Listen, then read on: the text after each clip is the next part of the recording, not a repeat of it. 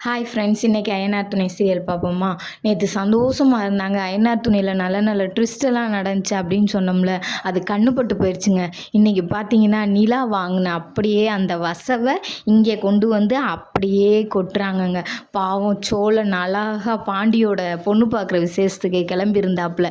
கடைசியில் பார்த்தீங்கன்னா திருஷ்டிப்பட்ட மாதிரி பாவம் சோழனை நிலா கழுவி கழுவி கழுவி கழுவி நல்லா எவ்வளோ திட்ட முடியுமோ அவ்வளோ திட்டாங்கங்க. சேரன் அண்ணன் வந்து என்னான்னு கேட்க, அந்த அண்ணன்ட்ட இதெல்லாம் சொல்ல, என் ஃபோன் எடுத்து ஓனருக்கு மெசேஜ் பண்ணியிருக்காரு. சரி, அப்படி மெசேஜ் பண்ணவர் என்கிட்ட ஒரு வார்த்தை சொல்லியிருந்தா கூட அதை நான் என்னான்ட்டு பார்த்துருப்பேன். அதுவும் கிடையாது. அவர் பண்ண மெசேஜையும் இவர் டெலீட் பண்ணியிருக்காருன்னே ஓனர் கூப்பிட்டு இப்படின்னு பேசுகிறாருன்னே. என்ன பேசுகிறாரு, எதுக்கு பேசுகிறாருன்னே சத்தியமாக எனக்கு தெரியலனே. ஆனால் அவர் பேசுகிறத கேட்டுட்டு அப்படியே என்ன செய்யன்னு தெரியாமல் வேலையை விட்டு கூட வந்துடலாமா அப்படின்ற ஒரு சூழ்நிலையில் நின்றேனே. என்னானே தெரியாமல் நான் ஏனே இந்த சூழ்நிலையில் நிற்கணும், எனக்கு இங்கே இருக்கவே பிடிக்கலனே.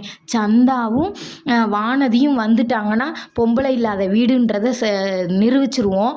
அதுக்கப்புறம் எனக்கு எந்த பிரச்சனையும் இல்லைனே. இவரை இட்டு நான் ஓடி போயிடுவேனே. நான் எங்கிட்டாவது போய் தங்கிக்குவேனே.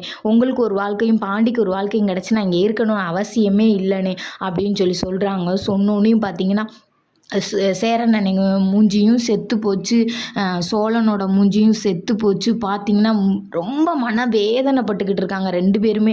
அப்போ கடைசியில் பார்த்தா இவங்க ரெண்டு பேர்த்துக்கு கல்யாணம் ஆகுமா ஆகாதா, நிலா வெளியில் போயிடும் அப்படின்றக்காண்டி கூட சேரன் அண்ணே கல்யாணம் பண்ணிக்காமல் கூட இருப்பாங்க. அந்த மாதிரி வாய்ப்புகள் நிறையா இருக்குது. இன்றைக்கி இதுதான் கதையாகவே கொண்டு வந்திருக்காங்க. பார்த்திங்கன்னா பாண்டிக்கு பொண்ணு பார்க்க போகிறாங்கல்ல, அந்த நிகழ்ச்சியுமே நடக்காதுன்னு நினைக்கிறேன். ஏன்னா பாண்டிக்குமே அந்த பிள்ளை பேசுகிறத வச்சு பார்க்கையில் நம்ம அண்ணியை வந்து இந்த பிள்ளை ரொம்ப ஒரு மாதிரியாக பேசுது, அதனால நம்மளுடையதை மெதுவாக முடிச்சுக்குவோம், நம்ம மேரேஜ் மெதுவாக பண்ணிக்குவோம், நம்ம அண்ணிங்க ரெண்டு பேத்துக்கு முடியட்டும் அப்படின்னு சொல்லி பாண்டியுமே நினைக்கிறாரு. ஃபங்க்ஷனுக்கு எல்லாருமே கிளம்பி ரெடியாக நிற்கிறாங்க. ரெடியாக நின்றா பாண்டியை காணுங்க.